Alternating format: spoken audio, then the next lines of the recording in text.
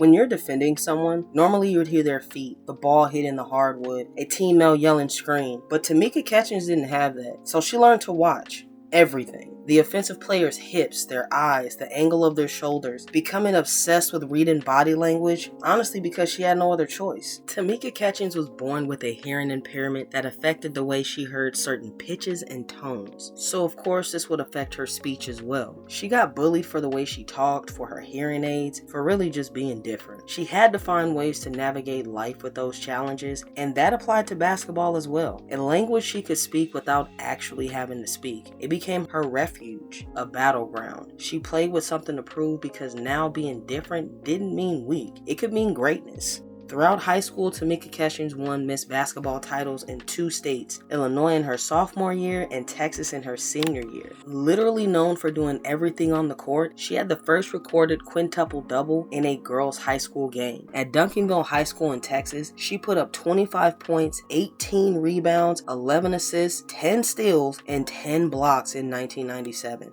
Basketball was something that no matter what, no matter who made fun of me, no matter what happened in my life, it was something that I could retreat to. I mean, I was still different, but now I was different, but I was good at something. So by the time she got to Tennessee, she wasn't just good at defense, she was obsessed with it. The legendary Pat Summitt gave structure to that intensity, teaching Catchings positioning, team concepts, and how to stay out of foul trouble when that aggressiveness was becoming a little too much. As a freshman, she helped the Lady Vols to an NCAA championship, making a name for herself before stepping on a professional floor. She would earn SEC and USBW Freshman of the Year, AP Player of the Year awards, and USBWA Women's National Player of the Year award, all in the year 2000. Grabbing the championship early, she was a sight to behold, an absolute monster on defense. She was still putting up numbers on offense, averaging over 16 points for her college career, and rounding that out with almost 8 rebounds, 3 assists, and 2.4 steals. And she'd win almost everything in the WNBA too. MVP, Defensive Player of the Year, Olympic golds, All-Star selections, but it seemed like that WNBA championship would remain elusive nearly up until the end there. Catchings would end up going 3rd overall to the Fever in 2001. Now she did have to sit out that first season recovering from a college injury, so by the time she was able to hit the floor, everyone knew she was there. 2005, she won her first Defensive Player of the Year award, leading the league in steals with 2.6 per game. On one possession, she's guarding a quick point guard, staying in front on switches. The next, she's bodying up a post player, taking the charge. She could legitimately defend positions 1 through 4 and sometimes even the 5s. In 2006, she won her second Defensive Player of the Year award, learning how to move into the passing lane before the point guard even looks that way. In 2009 and 2010, she won her 3rd and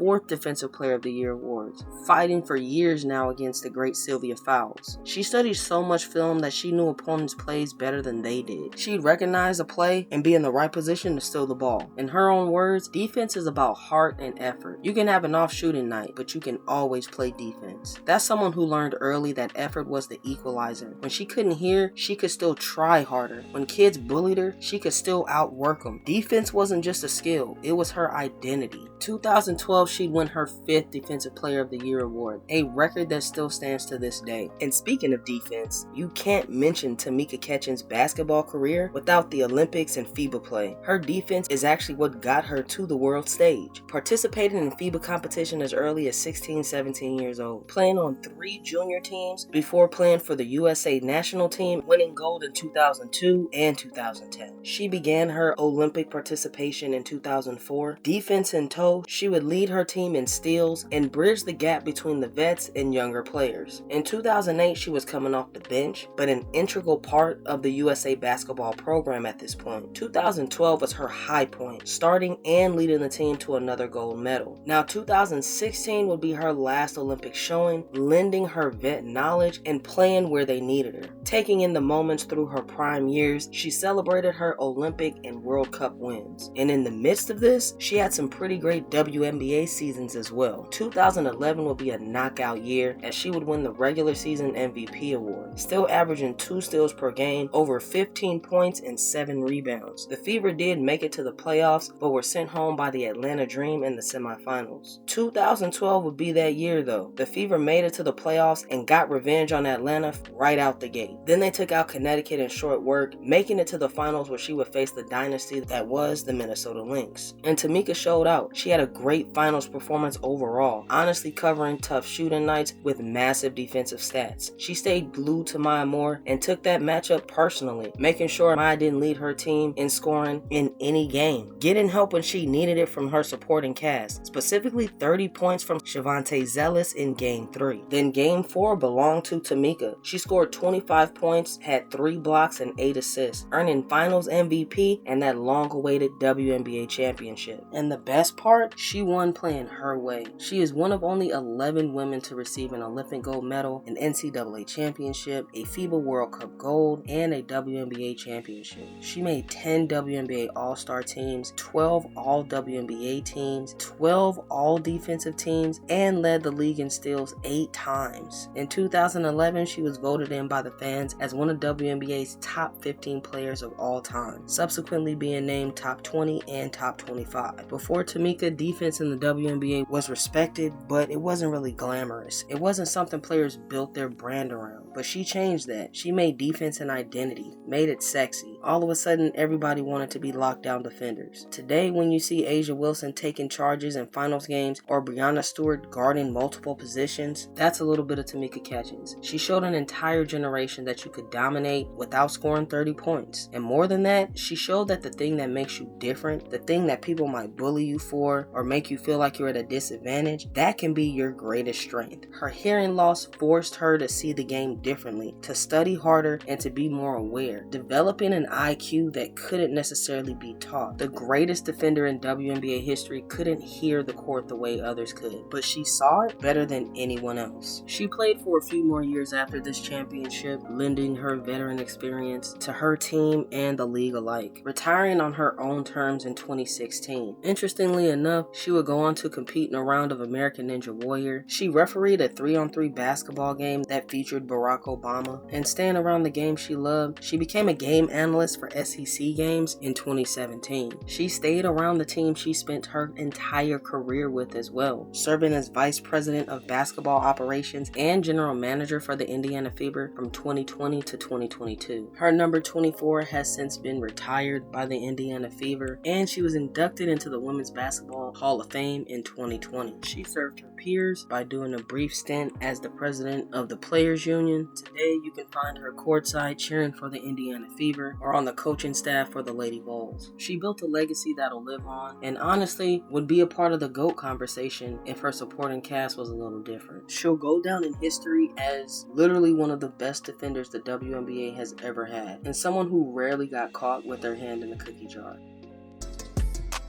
Don't forget to like and subscribe, players.